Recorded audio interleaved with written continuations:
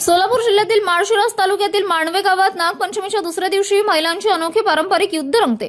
तब्बल 300 वर्षापासून ही आगळी वेगळी परंपरा गावात उत्साहाने जपली जात आहे। नागायण आणि भागायण या दोन महिला देवतांमध्ये युद्ध झाल्याची आख्यायिका या परंपरेमागे सांगितली जाते। त्याच स्मरणार्थ गावातील महिला पारंपरिक गीतांच्या ठेक्यावर एकमेकींसोबत प्रतिकात्मक युद्ध करतात। यावेळी महिलांमध्ये मोठा उत्साह पाहायला मिळतो। विशेष म्हणजे महिलांमध्ये सुरू असलेल्या प्रतिकात्मक युद्धाची मध्यस्थी करण्यासाठी पुढे येणाऱ्या पुरुषांनीही महिलांच्या हातून मार खावा लागतो। गावातील पुरुष आणि स्थानिक पुढारीही ही परंपरा असल्याने हा मार आनंदाने स्वीकारतात। पारंपरिक गीत, उत्साह आणि अनोख्या प्रथेमुळे मांडवे गावात आगळेवेगळे वातावरण निर्माण होते। बदलत्या काळातही गावकऱ्यांनी श्रद्धा आणि परंपरेची ही अनोखी सांगड जपली असून 30 वर्षांची ही परंपरा आजही तितक्याच उत्साहात सुरू आहे।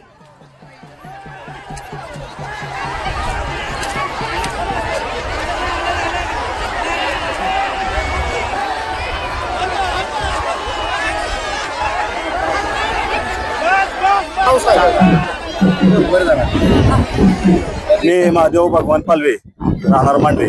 हा मांडव्याचे मी तंटामुक्त अध्यक्ष।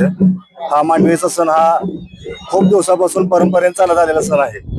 आज नागपंचमीच्या सणा दिवशी जो बाराचा जो कार्यक्रम असतोय, हा मांडवा आणि फोंडशिरस या दोन गावाच्या सीमेवर होणारा सण असतो। पूर्वी खूप जुना इतिहास आहे। जुने लोक सांगते की नागाबागाई दोन या महिला होत्या, त्या अशा नागपंचमीच्या बाराच्या दिवशी त्या बार खेळत असताना त्या दोघींची खूप मोठी भांडणं झाली आणि त्या बार खेळत असताना भांडणं खोत करत असताना त्या दोघी पण मांडवे आणि फोंडशिरस शिवाय त्यांचा मृत्यू झाला।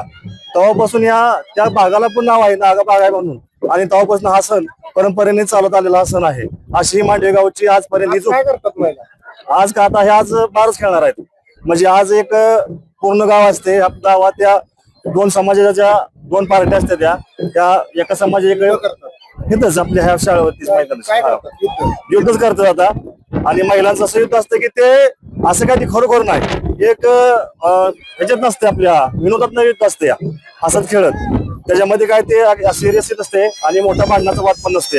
आणि हे युद्ध संपल्यानंतर ज्यावेळेस सगळ्या महिला जाते त्यावेळेस एक जाताना एक आपल्या मांडवे गावची काय मोठी प्रतिष्ठित व्यक्ती आहेत किंवा जे व्यावसायिक आहेत किंवा ते पुढारी आहेत, त्या लोकांना एक विनोदी शैलीत एक शिवायचा कार्यक्रम असतो। तर हा एक परंपरेने एक जोपासायला मोठा कार्यक्रम आहे। त्या पुढारी सगळे येतात, मध्ये सोडवतात एकोप्याने सगळे। काय होतं पुढाऱ्यांना? हो, पुढाऱ्याला पण मार बसतो, आनंदाने घेतात। त्यातनं खूप आनंद मिळतो। त्याच्यामध्ये चांगले फोक असतात, त्याचे मार बसतात, त्याचे 2-3 दिवस तर जात नाहीत। जीवनातली कटुता संपली लागली। ह्या खेळामुळे जे कटुता आहे, जे काय वैरत्व आहे, ह्याच्यामध्ये सगळं मिटून जातं आणि एकोपा राहतो पूर्णपणे।